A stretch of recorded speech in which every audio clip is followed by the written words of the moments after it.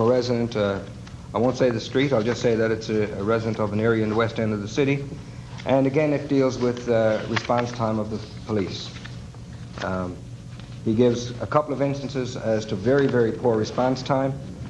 And the gentleman basically ends up his letter by saying, I've done all I can, and what I would like council to do is to take the issue of not enough police on patrol to the Department of Justice or to whoever is responsible. Now, I'm not sure whoever the Minister of Justice is at the present time. I understand from media reports coming down that that may change. But I tabled the letter, and I asked that a copy of this letter be sent to the Chief of Police and to whoever the Minister of Justice is at the time, and asked him to have a look at it and possibly respond to council. So I tabled that letter.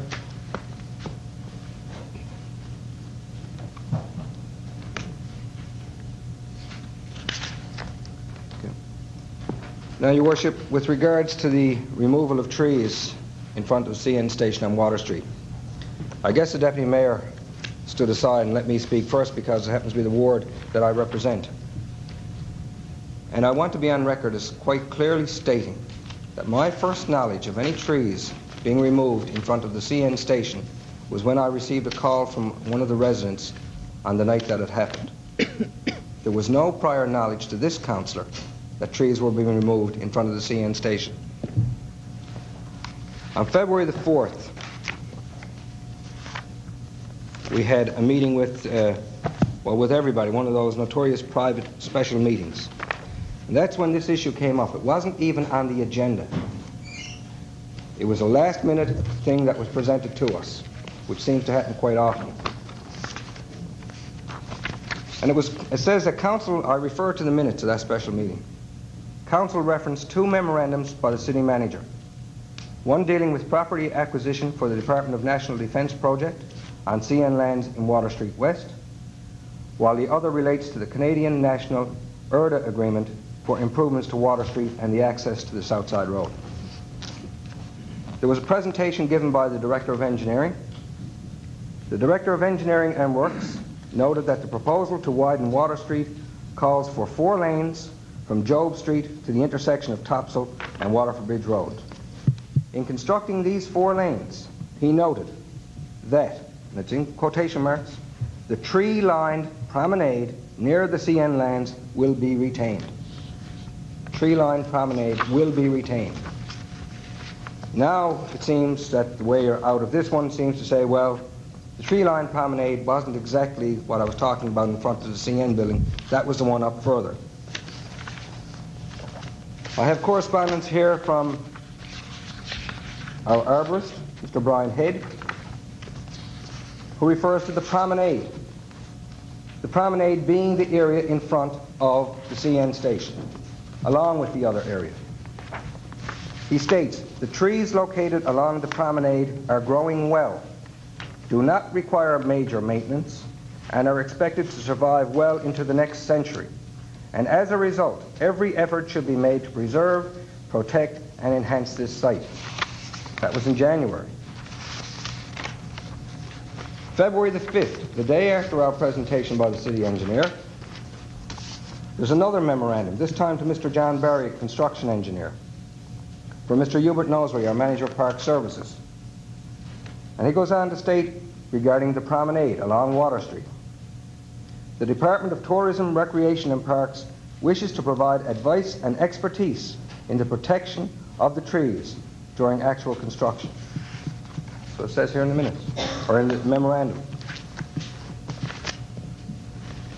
There was a plan put forward, and as you stated in your quote, comments to the Evening Telegram in today's paper, Your Worship, City Engineer James Finn discussed the road project, but he did not expressly point out that trees would have to be cut down. I don't look at it as a minor oversight. We vote on what's presented to us and on the facts that are given to us. We have to rely on the expertise of the senior staff.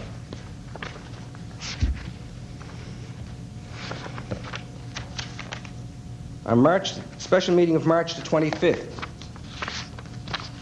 And I might add that in February, we did not necessarily approve the plans to go ahead with the construction and widening of Water Street.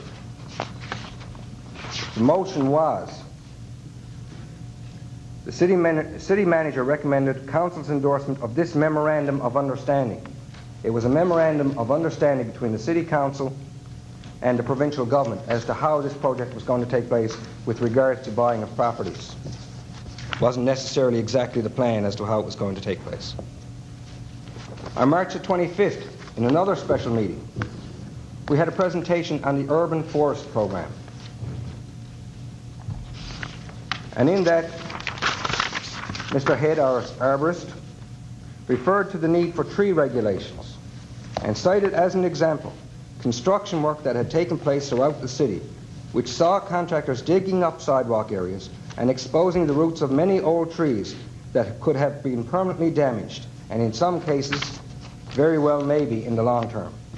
He pointed out that if the regulations had been in place at the time, the contractors undertaking such work would have to abide by the criteria that the bylaw provides. And further noted that there would be greater involvement in this area by the city.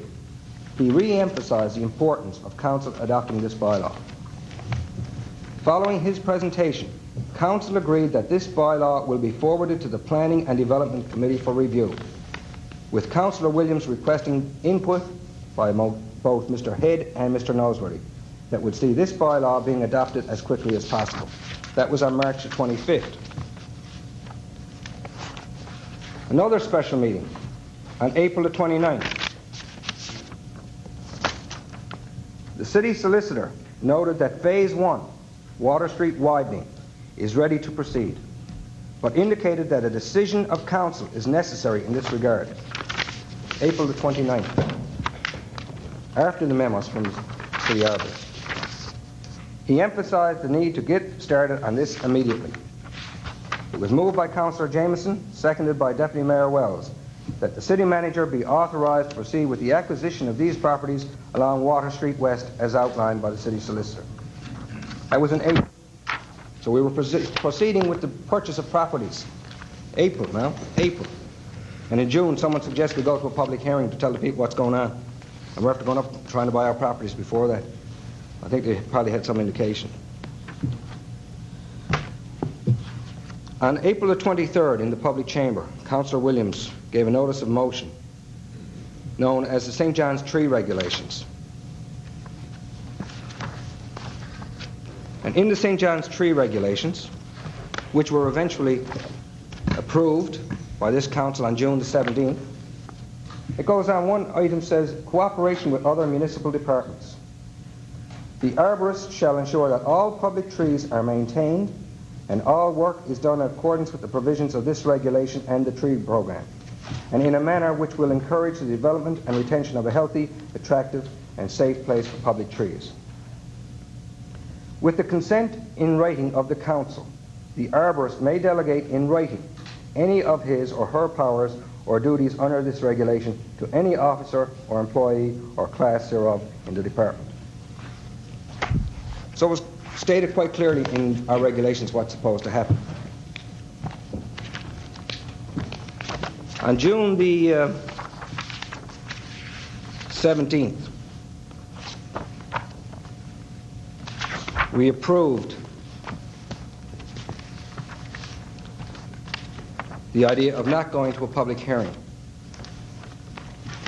The memo dated to was dated June the 7th to the city manager from Mr. Finn, our director of engineering. We have just received approval from the federal and provincial governments to proceed with this project. June the 7th, we have just received approval. The question of a public hearing was discussed at one time, one of council's private meetings, and I got the impression that one was not required in this particular instance. I would like the council to confirm this. And as you say in your newspaper quote, or at least a headline state, Wells sang loudest in opposition to herring on road project, Duff says. All the minutes state, and that I can remember, is that the deputy mayor suggested that a public hearing is not required, but that people in the area should be notified as to the schedule of the work to be carried out, and that this schedule also be published. Council agreed with this approach. Now, I find it ironic to want to hold a public hearing to inform the residents that we were going to widen Water Street after we had already approached them to buy their properties. They had to be aware of it. Now, the information that we were given, I was given at least last week, is that there were 7 American elm trees that were planted in 1889 that were removed. I find out after coming into this meeting that the trees that are cut down have changed now from American elm trees to white ash trees. Once again, information doesn't seem to be flowing at City Hall. And Your Worship, I personally take exception to your comment in the paper that all councillors missed the boat. Whether you were quoted accurately or not, I don't know. We all should have asked more. If there was any incompetence or problems with communications, everybody, including Andy Wells, has to take responsibility for it. If I make a mistake here, I'll certainly take responsibility for it. But I expect to be provided with the information. Now, it's all right to say there was a plan up on the wall and it had the trees colored in green. To me, looking up at the plan on the wall, I would expect to see trees colored in green. Except for the ones now, I don't know what you'd color them down there. But it was never brought out as a point that these trees were going to be taken away from the front of that CN building. And I think it was incumbent upon the city's senior staff to make us aware of that situation.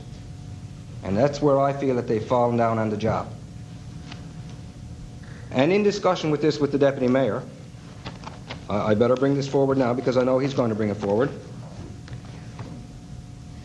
We went into a Parks and Recreation meeting, Your Worship, and you were called out to do an interview with CBC. And the comment that you made when you came back was, that was a good case of stick handling.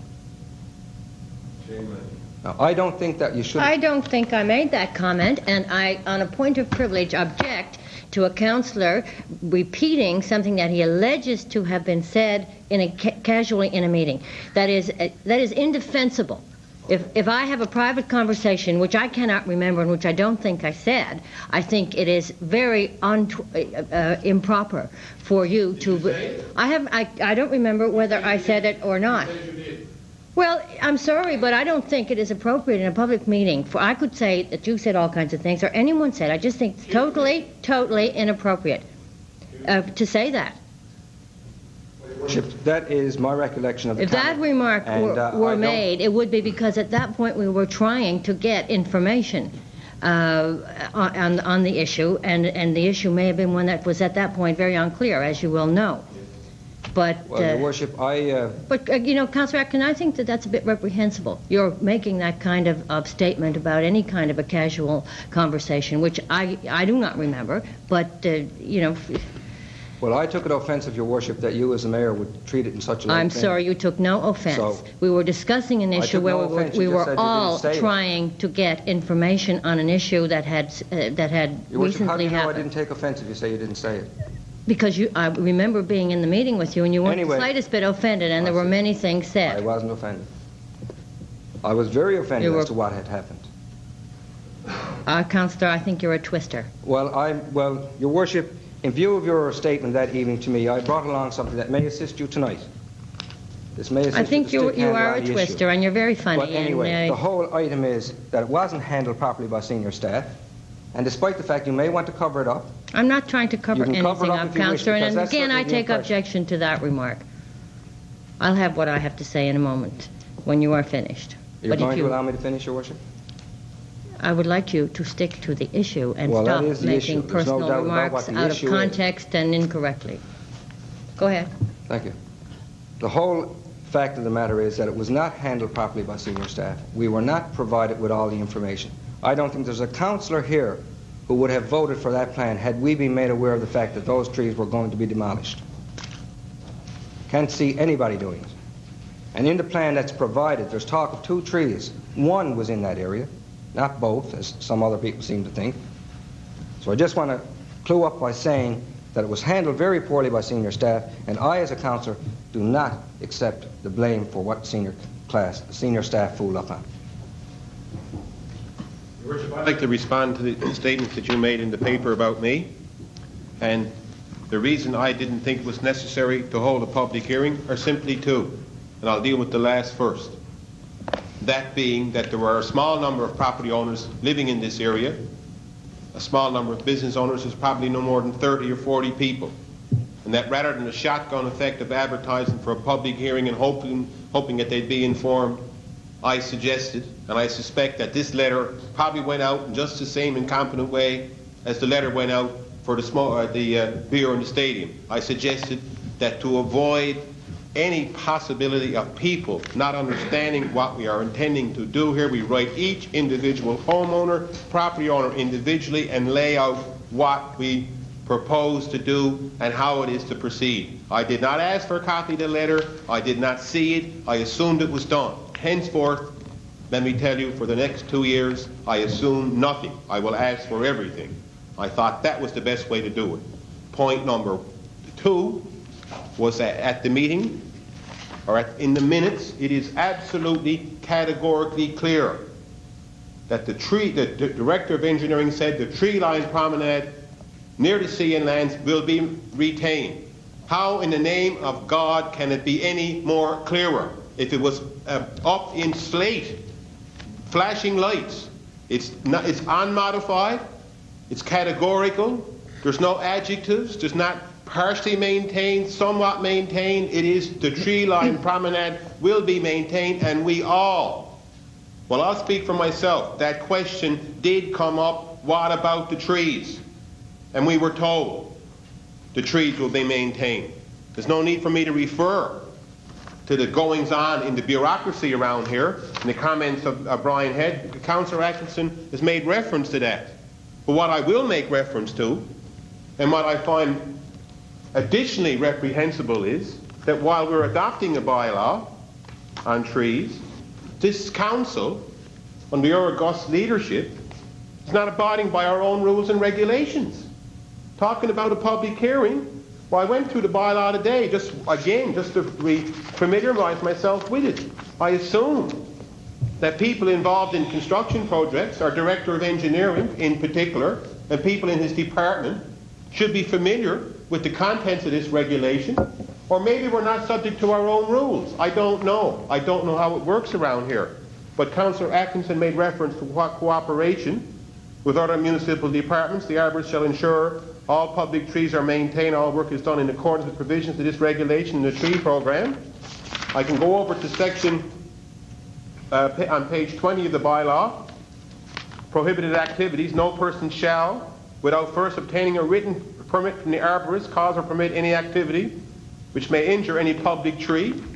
I don't know whether the engineering department decided to take out a permit. That section goes on, 16.2.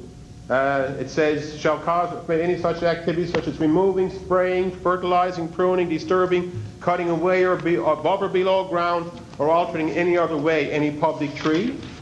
I go on section 17, requirement for protection of trees. Any person responsible for work near a public tree shall, before work begins, protect the tree with a substantial barrier. It's a bit late for our friends, the elms or the, what are they? White ash now, are they? Permits required. Any person requiring a permit pursuant to this regulation to make application at the office of this arborist or any other place within the city designated by the arborist not less than 7 days before the time the work is to be done. That wasn't done. And finally, your work, to come to the issue of the public hearing, there are sections here respecting public participation. And surely to God, the engineering department should have known about that as well. Pursuant to sections 27, 28 and 29, and section 27 refers to pruning and maintenance, and 28 is removal, replanting, and replacement. And I don't know, 29 goes on to talk about, well, anyway, it is there. Pursuant to these sections, the public shall be advised, A, by posting a notice upon or adjacent to the subject tree or trees in such a manner as not to injure the tree or trees, and by mail or by hand delivery of a notice to the owner or occupants of every building within 300 meters of the trunk of the tree as ascertained from the municipal assessment rolls. Well, we can still do that because the trunks are still there. Every notice shall contain a description of the work to be done on the tree, the reasons therefore, its probable effects on health and appearance, a bit late now, the date or dates on which the work is to be done, the right of any ratepayer to make objections thereto. The name, address, telephone number of the person to whom he or she should address the objections and his or her right, if any, to a public hearing. So it goes on. And it talks about the public. And this is what's most interesting. And I think I'm going to try to take the city to court on this, in fact. I'm going to sue the city of St. John's for $30,000 if I can. That's the value of the trees, I understand. That's when they were elms. I don't know what they are now if they've gone back to ash. But the penalties here, except as otherwise provided in this regulation, every person, whether as principal or agent, or an employee of either of them who contravenes any provision of this regulation, or fails to comply with an order, or any term or condition of a permit made or issued under this regulation, is guilty of an offense, and on summary conviction is liable to a fine of not more than $5,000 or to imprisonment. I wouldn't mind sending some of you up the river for a while. Of not more than 90 days, or to both a fine with or without cost and imprisonment. So we're, this council, the engineering department, the people that did this are guilty, in my view, of a consummate act of environmental vandalism, unparalleled. And the people of this city got every right to be outraged. And like Councillor Atkinson, I'm damn well ready to acknowledge responsibility for my mistakes and things that I have not done properly or right in trying to protect the interests of the taxpayers. Nobody can be at this racket as long as I can and not make mistakes. And when I make mistakes, I don't try to stick handle around them, Your Worship, or as you say, put a spin on them. I'm honest and upfront, and I ain't no coward, my dear. I ain't no coward. And if you knew that these trees were to go and you said nothing, then that's a disgrace. That's a disgrace. If you knew, as you say you did, that this was supposed to happen, if you knew that and you didn't bring it to the attention of council, then that's a disgrace, particularly when you're supposed to be so concerned about heritage. We harass people to death about vinyl siding, harass them to death, drive them to desperation. You certainly have, many people in the city with respect to vinyl siding. If you knew that these trees were threatened, then you should have informed council, because the City Act says you're supposed to be vigilant. You're fond, when it's appropriate and convenient, to throw the City Act in our faces. The mayor must be vigilant. Well, if you knew and you didn't tell us, then that's disgraceful. If you didn't know, then I suggest you're in the same boat as every other member of this council. We were deliberately misled.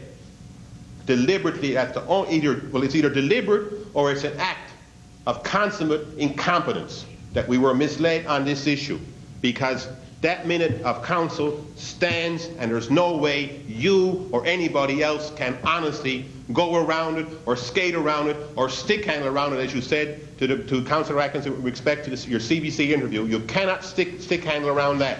And that is the reason why I gave the notice of motion respecting the public and private agendas, because this discussion was held in a private meeting, and if it had been held here in public, the taxpayers of this city would have known who said what. We wouldn't have to rely on a summary, who said what and when.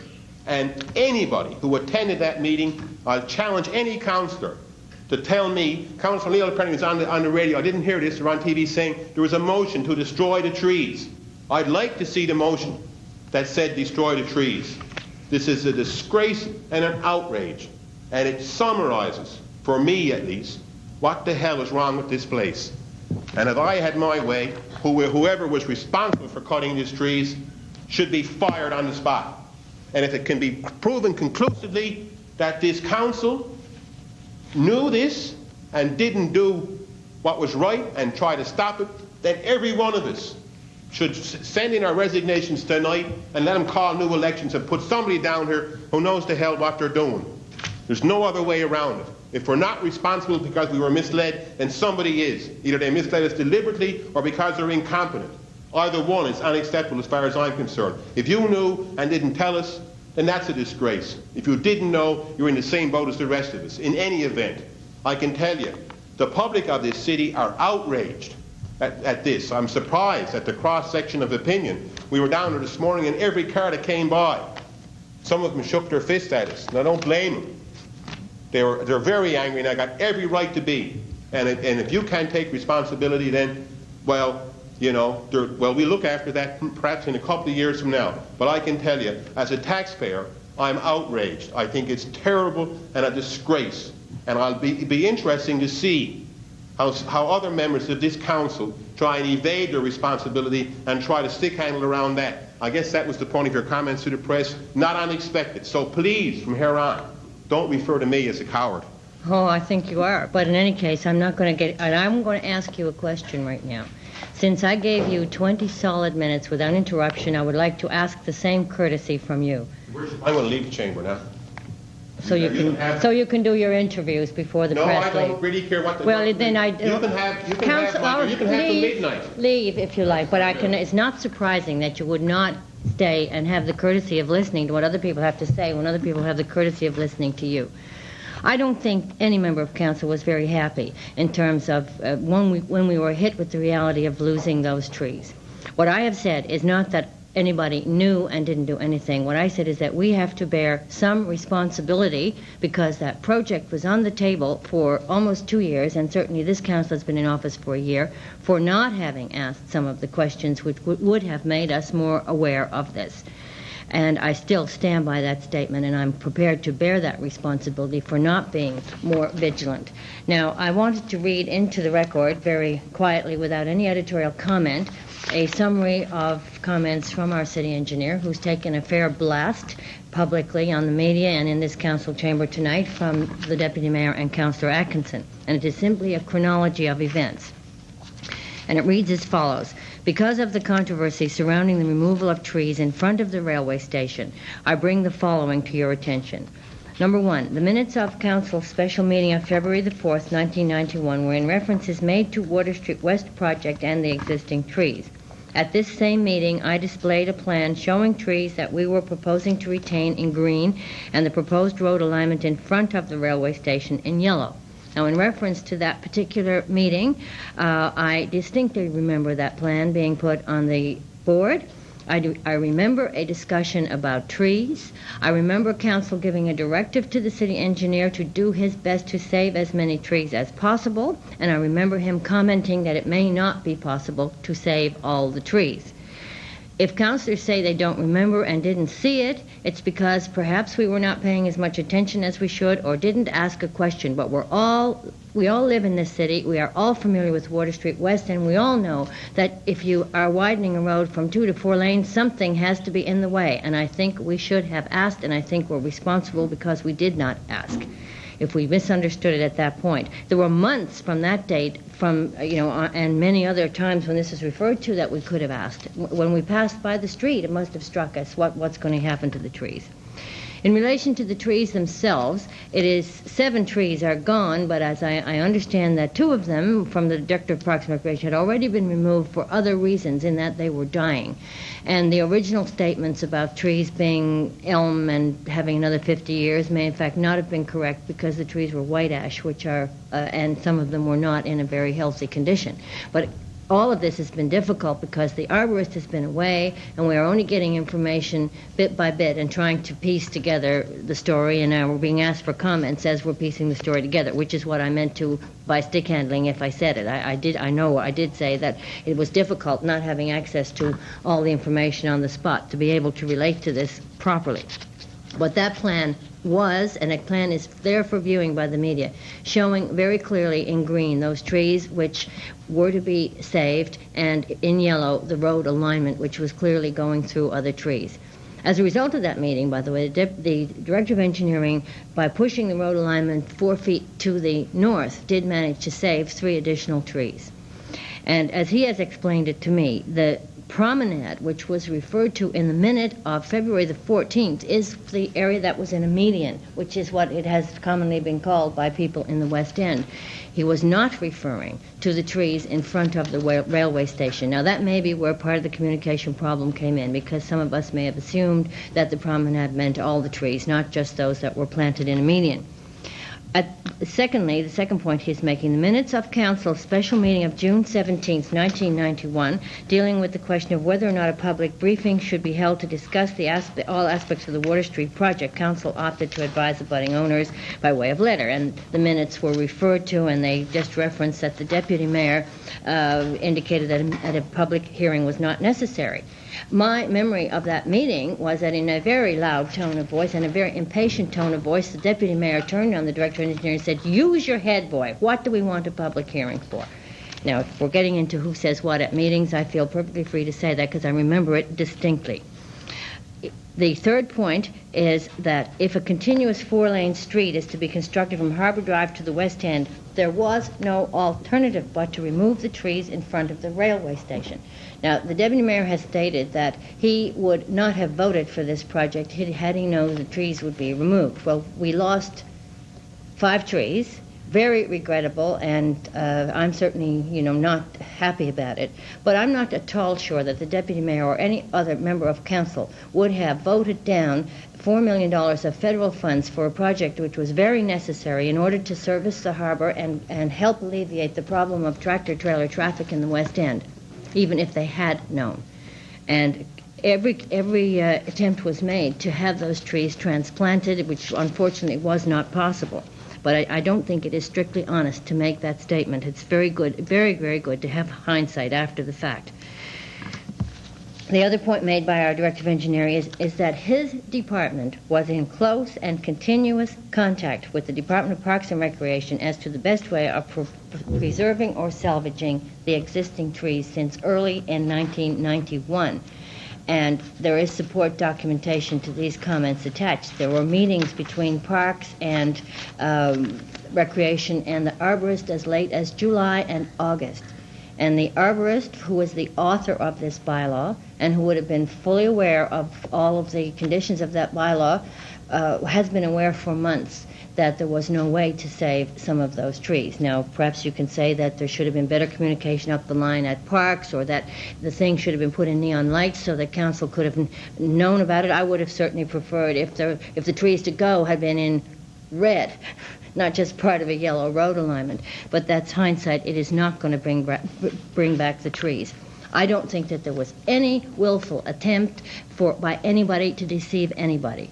There may have been some communication problems. We are early days in dealing with this bylaw, and I think perhaps the procedures that will be followed interdepartmentally to deal with it perhaps need to be approved.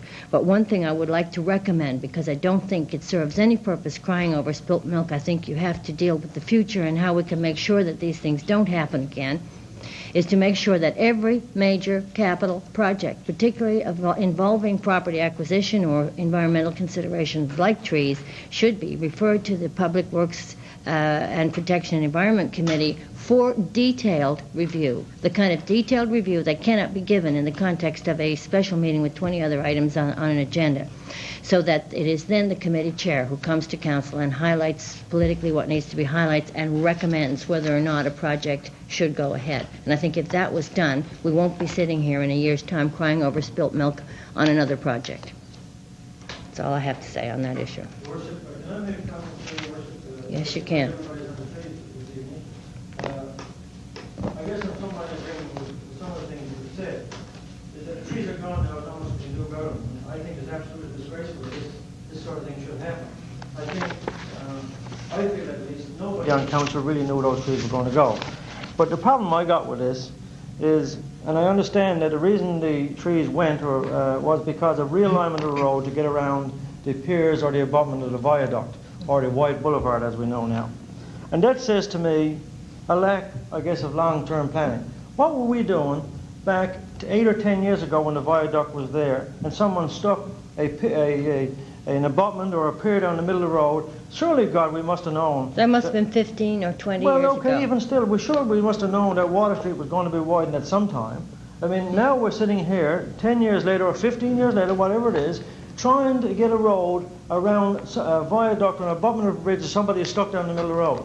Now that to me says a lack of long-term planning, and I honestly believe that there's not much we can do about the trees now they're gone. I agree with that, and not much is like spilled milk. What do you do with it, you know? But I certainly think that in the future we should look at something on a long-term basis, especially when we're talking about arterial roads and things of this nature. I'm going to specifically talk about the east end of town that we're talking about now, which is a great area, and there's a lot of trees like that. We should be very careful in the future that we don't end up doing something kind of stupid, even though, you know, hindsight is a great thing. We all can sit there now and say, oh my God, if we were only around it 10 or 15 years ago, we'd have been great people, we'd have solved all this problem. That's a great thing, but that's a lot of nonsense, right? The trees are gone now as far as I'm concerned. But let's look at the future now. Let's not make sure that this sort of thing don't happen to us again, and that we're very careful in the future to anything to do with trees or anything of this nature. And Your Worship, I look forward to working here on a long-term basis, not on a short-term solution to something like this. It is. Does any other councillor wish to comment on that or any other issue? Well, Your Worship, I think that I have some brief comments here. Maybe I can illustrate it. I'm not one as much with maths and things, but I'd like to. Maybe you could just take the end of that. I think there was some thumbtacks in the board behind you. I'd just like to.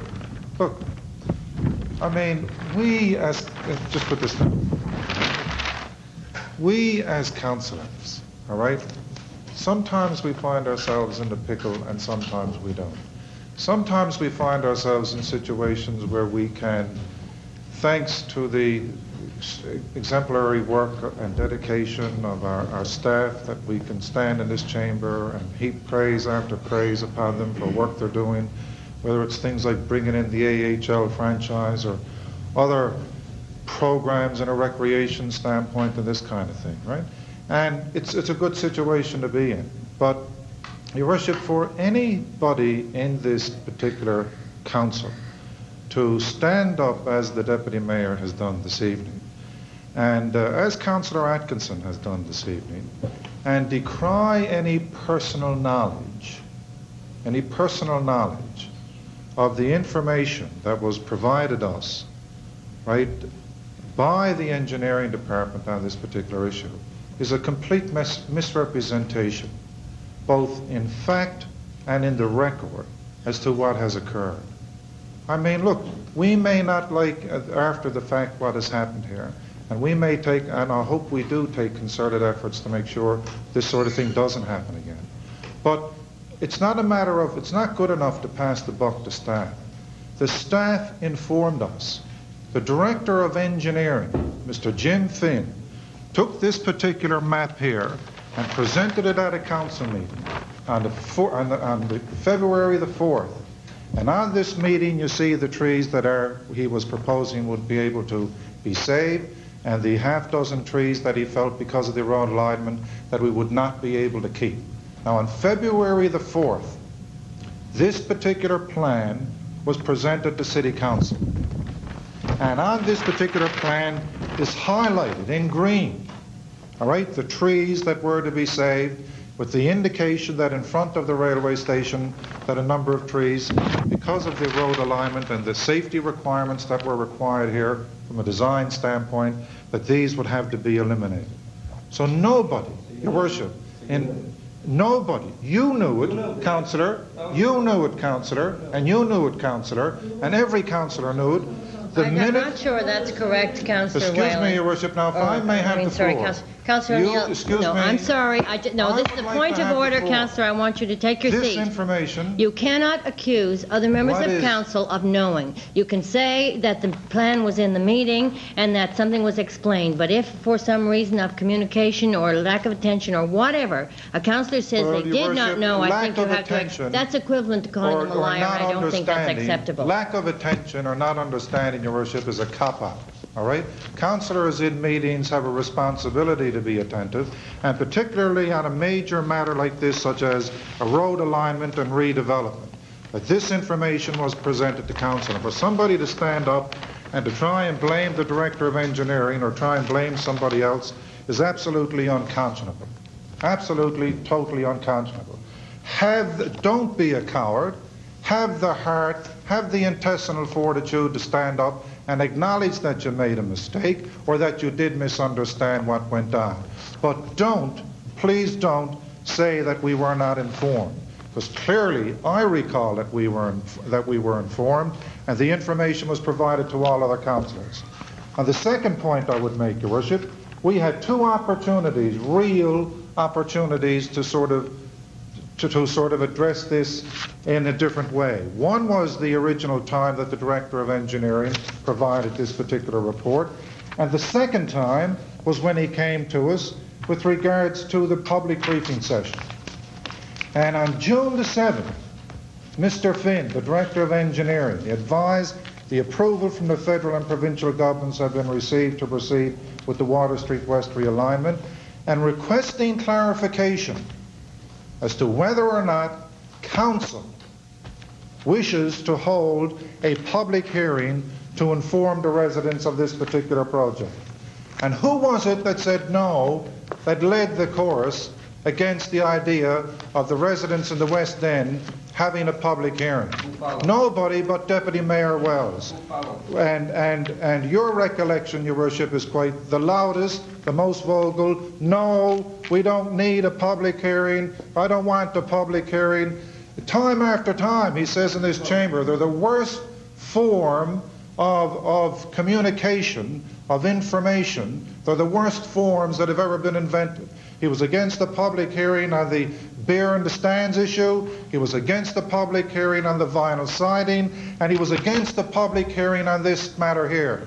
And how the Deputy Mayor can have the nerve and the gall to be able to stand up here, right, and to suggest that he had no knowledge of this and that all this stuff was done behind his back, when he himself led the chorus against the people being informed and other interests in the city having an opportunity to make representation, that, you know, this is a double standard, Your Worship, and this is nothing but bull and attempt to mislead and deny his own responsibility. And I believe that that is what is cowardly about this type of action.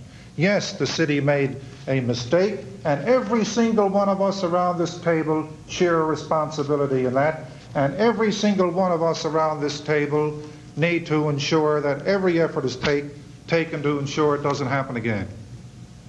Can I just ask a clarification, because I want to get this straight in my own mind. Is Councillor O'Neill stating here tonight that he knew those trees were going to be removed, and he's also criticizing the Deputy Mayor for not going along with a public hearing? That's right. Well, I just want to make sure that the minutes are quite clear, there was no correction made, that Councillor O'Neill also voted in favor of not having a public hearing. So I just want to clarify those The points. whole of council agreed. I don't Yes. think there was a vote. But I want to make sure now that Councillor O'Neill knew those trees were coming down. Well, I'd have to ask Councillor O'Neill. I don't know if he knew those specific trees were coming down. I'd have to ask for clarification of what you mean by your statements. I have said publicly that I remember What the kind of Director of Engineering. games do people want to continue to play around here?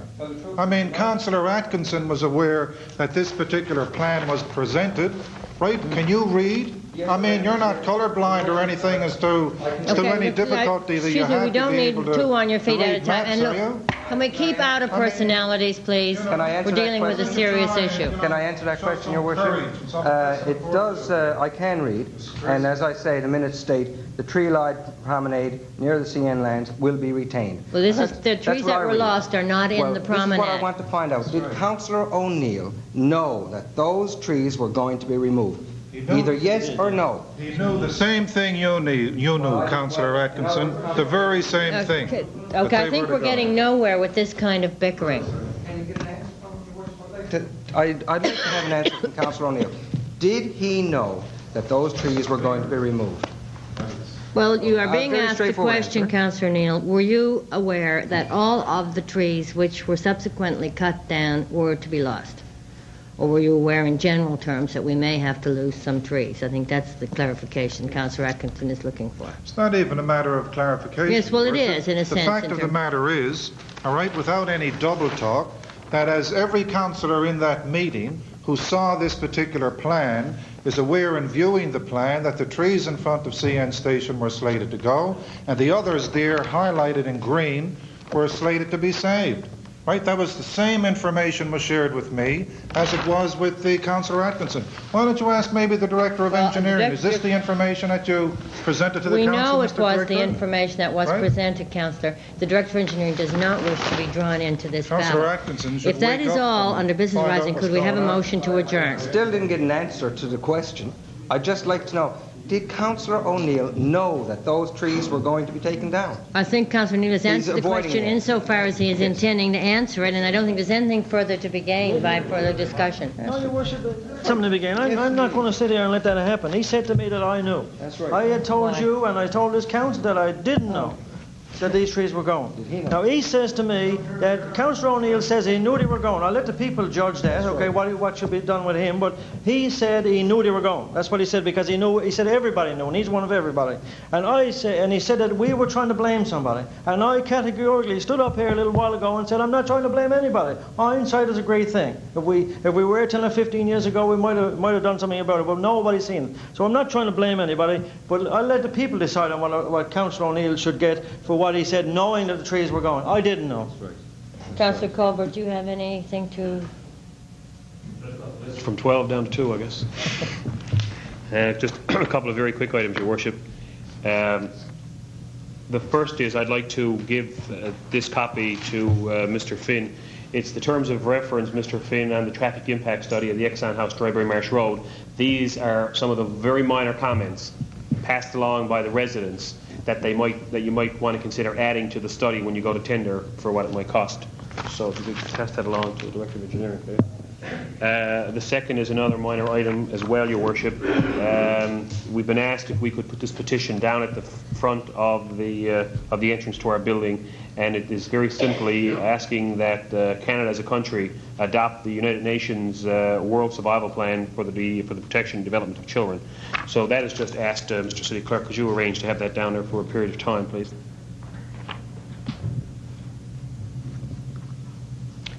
The third item, Your Worship, is I spoke to a resident of Fox Avenue today, and he's having some flooding problems on his property. He knows where the problems are coming from. There's a catch basin that the city engineering staff are aware is there. Unfortunately, it's being filled. People are just dumping stuff into it. He doesn't know, and I'll speak to it after. I guess two of the reasons that I went up there and looked at it with him. One, just to be cognizant of exactly where the spot is that's being created, the flooding is being created. Our staff are very cognizant of it. The second is that he was very nice to pass along some roses to his staff, people who were there at 6:30 in the morning, clearing the debris out of the thing. They recognized that there was a problem too. So I think the only solution to this particular one, and Mr. Finn, when you check, it's just at the top of McGraw Place behind Fox Avenue. Our staff have been up there in the last couple of weeks clearing it out. The only way it appears that we can beat the problem is to probably put it on some form of accelerated maintenance schedule, because there's no way apparently that we can stop it from being filled, because I mean they can just dump anything they want into the line and it gets clogged. But perhaps we need to check it just a little more often. But he was suggesting that it has nothing to do with the fault of the city whatsoever. That it's just like I said, an accelerated, someone checking it a little more often might be able to stop them from being flooded out. And that's it, Your Worship. Okay, thank you. Motion to adjourn? Thank you.